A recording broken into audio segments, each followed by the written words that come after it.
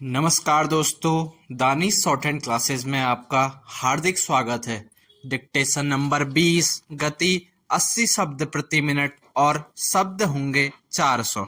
Dictation शुरू होगी 5 second बाद।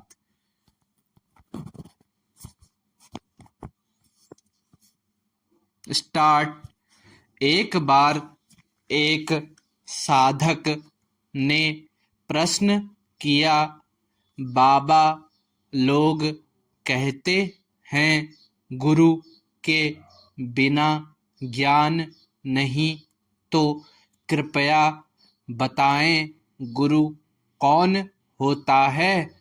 गुरु अत्यंत प्राचीन वैदिक शब्द है जिसका अर्थ है जो अंधकार को दूर कर देता है, परंतु यह अंधकार दूर करना केवल बाहरी अर्थ में नहीं लिया जाना चाहिए। यह अंधकार सिर्फ अशिक्षा या ज्ञान की कमी नहीं है, बल्कि यह उस गहरे अज्ञान का प्रतीक है जो मनुष्य के तीनों स्तरों भौतिक, मानसिक और आध्यात्मिक पर छाया हुआ है।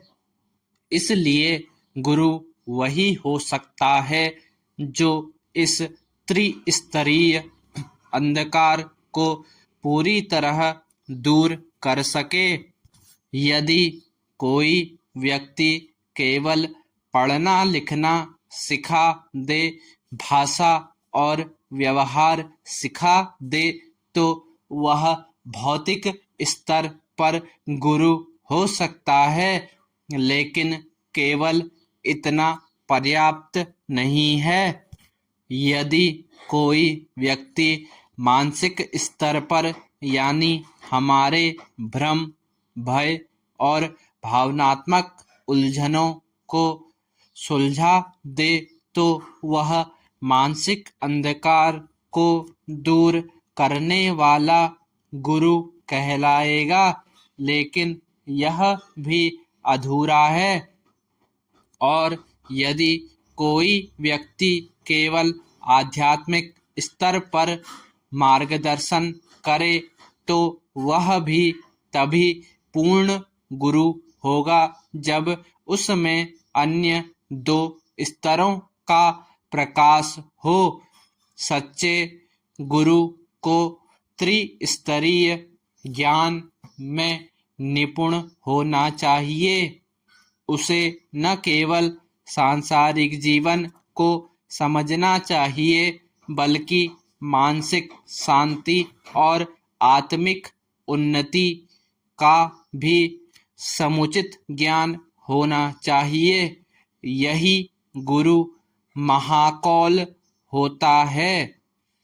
महाकौल यानी एक ऐसा व्यक्ति जिसने स्वयं साधना के माध्यम से अपने जीवन को आत्मिक ऊंचाई पर पहुंचाया है और दूसरों को भी उस ऊंचाई तक ले जाने की सामर्थ्य रखता है। गुरु को केवल साधक नहीं बल्कि ज्ञाता भी होना चाहिए। वह जिसे शास्त्रों का गहन ज्ञान हो, जो उन शास्त्रों को समझाने के लिए आवश्यक भाषाओं को जानता हो और जो अपने अनुभव व ज्ञान के माध्यम से दूसरों को न केवल मार्ग दिखा सके, बल्कि उस मार्ग पर चलने के लिए प्रेरित भी कर सके। गुरु केवल यह न कहे कि जैसा मैं कहता हूँ वैसा करो, बल्कि वह यह भी समझा सके कि ऐसा क्यों करना चाहिए। प्रेम और अनुशासन दोनों का संतुलन ही सच्चे आध्यात्मिक गुरु की पहचान है और यह संतुलन केवल उसी में संभव है जिसमें ईश्वरीय शक्ति और गुण हो। धन्यवाद।